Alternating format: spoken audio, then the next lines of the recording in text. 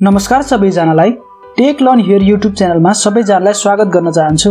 यस भिडियोमा म तपाईहरुले घरमै बसेर आफ्नो मेरो शेयर एकाउन्टको बिर्सेको पासवर्डलाई कसरी रिसेट गर्न सक्नुहुन्छ त्यसको कम्प्लिट प्रोसेस सिकाउन गइरहेको छु। त्यसैले यो भिडियो अन्तिम समय हेरेर साथ दिनु होला है। मैले सबैभन्दा सुरुमा आफ्नो एउटा ब्राउजर खोलेको छु। तपाईले पनि यसरी नै एउटा ब्राउजर खोल्नु होला। यो भिडियोमा चाहिँ म तपाईहरुलाई दुईटा प्रोसेसबाट यो कुरा सिकाउन गइरहेको छु। एउटा भनेको ब्राउजरको थ्रुबाट र अर्को भनेको मेरो शेयर एपको थ्रुबाट। फर्स्टमा चाहिँ म तपाईहरुलाई यहाँ ब्राउजरको थ्रुबाट सिकाउन गइरहेको छु। तपाईले यही प्रोसेस मोबाइलबाट पनि फलो गर्न सक्नुहुन्छ र एपको थ्रुबाट चाहिँ म तपाईहरुलाई मोबाइलबाट देखाउन गइरहेको छु। सबैभन्दा सुरुमा ब्राउजरको थ्रुबाट गरौँ। यदि तपाईले मोबाइलबाट गर्दै हुनुहुन्छ भने पनि सेम प्रोसेस फलो गर्नु होला, कुनै पनि प्रब्लम आउँदैन। तपाईले आफ्नो मोबाइलबाट गर्दै हुनुहुन्छ भने चाहिँ मोबाइलको ब्राउजर खोल्नु होला। त्यसपछि तपाईले यहाँ meroshare.cdsc.com.np मा जानु होला। यहाँ आइसकेपछि तपाईले यहाँ हेर्न सक्नुहुन्छ मुनिपटि फरगट पासवर्ड भनेर एउटा नयाँ अप्सन आएको छ। पहिले चाहिँ तपाईहरुले मेरो शेयरबाट फरगट पासवर्ड भन्ने यसरी अप्सन पाउनुहुन्न थियो, तर यो नयाँ अपडेटमा चाहिँ तपाईहरुले फरगट योर पासवर्ड भन्ने नयाँ अप्सन देख्न सक्नुहुन्छ। यहाँबाट तपाईहरुले सजिलैसँग आफूले बिर्सेको पासवर्डलाई फरगट गरेर आफ्नो नयाँ पासवर्ड लिन सक्नुहुन्छ। अब यो कसरी गर्ने म तपाईलाई यहाँ सिकाउन गइरहेको छु। सबैभन्दा सुरुमा तपाईले यो फरगट पासवर्डमा क्लिक गर्नु होला। फरगट पासवर्डमा क्लिक गरिसकेपछि यहाँ हेर्न सक्नुहुन्छ तपाईहरुले रिसेट योर पासवर्ड भन्ने एउटा अप्सन आएको छ र यहाँ मुनिपटि तपाईहरुले हेर्न सक्नुहुन्छ डिपोजिटरी पार्टिसिपेन्ट्स भनेर लेखेको छ। त्यो भनेको तपाईले यहाँ आफ्नो डीपी सिलेक्ट गर्नुपर्ने हुन्छ। अब तपाईको डीपी भनेको चाहिँ तपाईले कुन क्यापिटलबाट अथवा भनौं तपाईले कुन बैंकबाट आफ्नो मेरो शेयर खोल्नु भएको त्यो तपाईले यहाँ राख्नुपर्ने हुन्छ।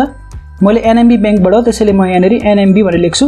अथवा तपाईहरुलाई यो डीपी आईडी को नम्बर थाहा छ भने पनि तपाईले त्यो नम्बर लेख्न सक्नुहुन्छ। अब तपाईले यहाँ आफ्नो युजर नेम हाल्नुपर्ने हुन्छ मेरो शेयरको। मैले आफ्नो युजर नेम हाले। युजर नेम हालिसकेपछि तपाईले यहाँ एउटा इमेल हाल्नुपर्ने हुन्छ। अब यो इमेल भनेको चाहिँ तपाईहरुले मेरो शेयरको खाता खोल्दाखेरि जुन इमेल हाल्नु भएको थियो त्यही इमेल हाल्नु होला। अब मैले यहाँ आफ्नो इमेल एड्रेस पनि हालिसकेको छु। त्यसपछि यहाँ डेट अफ बर्थ भनेर लेखेको छ। तपाईले आफ्नो बैंकमा जुन डेट अफ बर्थ बुझाउनु भएको छ अथवा तपाईले नागरिकताकै डेट अफ बर्थ बुझाउनु भएको हुन्छ, तपाईको नागरिकतामा जुन डेट अफ बर्थ छ त्यही डेट अफ बर्थ यहाँ राख्नु होला। तपाईहरुले यो डेट अफ बर्थ चाहिँ तपाईहरुले एडीमा राख्नुपर्ने हुन्छ, त्यो भनेको इंग्लिश डेटमा। डेट अफ बर्थ तपाईले हाल्नको लागि चाहिँ यहाँ क्लिक गर्नु होला। यहाँ क्लिक गरिसकेर तपाईले सबैभन्दा सुरुमा यहाँ हेर्न सक्नुहुन्छ, यहाँ तपाईले इयर सिलेक्ट गर्नुपर्ने हुन्छ। सबैभन्दा सुरुमा यहाँ इयरमा क्लिक गर्नु होला। जस्तो म यहाँ 2001 लेखेको छ, यसमा क्लिक गर्नु होला। यसमा क्लिक गरिसकेपछि तपाईले यहाँबाट स्क्रोल गर्दै जानुपर्ने हुन्छ। तपाईको डेट अफ बर्थ जुन हो तपाईले यहाँ देखाएपछि तपाईले त्यहाँबाट सिलेक्ट गर्नु होला र त्यसपछि यहाँ तपाईहरुले मन्थ सिलेक्ट गर्नुपर्ने हुन्छ र त्यसपछि तपाईहरुले यहाँ डे सिलेक्ट गर्नुपर्ने हुन्छ। यति गरेपछि यहाँ मुनिपटि हेर्न सक्नुहुन्छ यो सेन्ड भन्ने अप्सन आइसकेको छ। अब तपाईहरुले यो सेन्ड भन्ने अप्सनमा क्लिक गर्नु होला। यति गरिसकेपछि तपाईले हेर्न सक्नुहुन्छ new password has been send to your email भनेको छ। अब तपाईले आफ्नो इमेल एड्रेस खोल्नु होला। अब जस्तो म यहाँ आफ्नो इमेलमा आइसकेको छु, तपाईले यो मेरो इमेलमा हेर्न सक्नुहुन्छ यो इनबक्समा मेरो शेयरबाट कुनै पनि मेल आएको छैन। तर मेरो शेयरबाट आएको मेलहरु चाहिँ धेरै जसो स्प्याममा बस्ने भएकोले गर्दाखेरि हामीले यो स्प्याम पनि चेक गर्नुपर्ने हुन्छ। तपाईले यहाँ मुनिपटि आएर हेर्नुभयो भने यहाँ स्प्याम भन्ने अप्सन रहेको छ, यसमा क्लिक गर्नु होला। यहाँ तपाईले हेर्न सक्नुहुन्छ मेरो शेयरबाट हामीहरुलाई इमेल आइसकेको छ। म यसमा क्लिक गर्छु। हेर्न सक्नुहुन्छ तपाईले पासवर्ड रिसेट भनेको छ, यसमा म क्लिक गर्छु। यहाँ तपाईहरुले हेर्न सक्नुहुन्छ यहाँ मेरो नाम लेखेको छ र त्यसपछि योर पासवर्ड फर मेरो शेयर हैज बीन रिसेट भनेर लेखेको छ र यहाँ मेरो डीपी आईडी लेखेको छ। त्यसपछि लगइन आईडी लेखेको छ र यहाँ मेरो नयाँ पासवर्ड मलाई दिइसकेको छ। अब यहाँबाट प्रोभाइड गरेको पासवर्ड तपाईले हालेर आफ्नो नयाँ पासवर्ड जेनेरेट गर्न सक्नुहुन्छ। जस्तो मेरो शेयरले जेनेरेट गरेको नयाँ पासवर्डलाई म यहाँबाट कपी गर्छु र त्यसपछि म फेरि मेरो शेयरमा जान्छु र यहाँ आएर म आफ्नो डीपी आईडी हाल्छु। त्यसपछि म यहाँ आफ्नो युजर नेम हाल्छु र त्यसपछि म यहाँ आफ्नो पासवर्ड हाल्छु। यो पासवर्डको अप्सनमा चाहिँ अहिले मेरो शेयरले जुन नयाँ पासवर्ड जेनेरेट गरेको छ त्यही पासवर्ड हामीले हाल्नुपर्ने हुन्छ। यति हालेर म यहाँ लगइन गर्छु। लगइन गरिसकेपछि हेर्न सक्नुहुन्छ तपाईहरुले यहाँ चेन्ज पासवर्ड भन्ने अप्सन आइसकेको छ। अब यहाँ ओल्ड पासवर्ड लेखेको ठाउँमा चाहिँ अहिले मेरो शेयरले मलाई मेलमा जुन पासवर्ड पठाएको छ मैले त्यही हाल्नुपर्ने हुन्छ।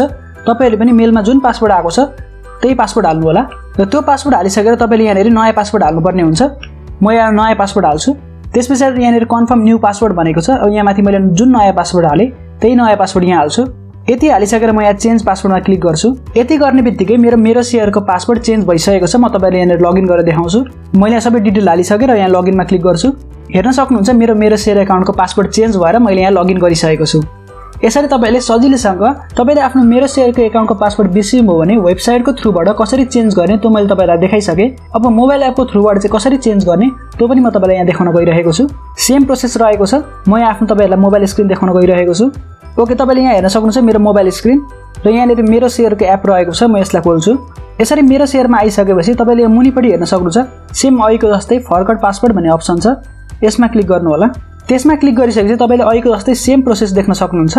यहाँ तपाईले आफ्नो डीपी आईडी हाल्नुपर्ने हुन्छ। त्यसपछि युजर नेम, इमेल एड्रेस र डेट अफ बर्थ र त्यति गरेपछि तपाईले यहाँनिर सेन्ड रिक्वेस्टमा क्लिक गर्नु भने अघि जसरी नि तपाईहरुको इमेलमा एउटा इमेल आउँछ र त्यसमा तपाईहरुको नयाँ पासवर्ड दिइसकेको हुन्छ र अहिलेकै प्रोसेस फलो गरेर तपाईहरुले त्यो पासवर्ड हालिसकेपछि चेन्ज पासवर्ड भन्ने अप्सनमा गएर आफ्नो पासवर्डलाई चेन्ज गर्न सक्नुहुन्छ र यसरी सजिलैसँग तपाईहरुले आफ्नो मेरो शेयरको अकाउन्टको पासवर्ड बिर्से पनि रिसेट गर्न सक्नुहुन्छ। आशा छ यो भिडियो तपाईहरुलाई मन पर्यो होला। यो भिडियो मन पर्यो भने भिडियोलाई लाइक गर्नु होला, च्यानललाई सब्स्क्राइब गर्नु होला र अरु के प्रतिक्रिया भए तल कमेन्ट गर्न नबिर्सिनु होला।